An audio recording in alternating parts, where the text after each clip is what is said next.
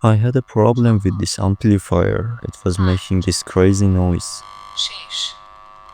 I tried everything, different power sources, lots of capacitors, different wires, even different speakers. I even soldered the wires straight to my music player. After a lot of error, I finally found the problem.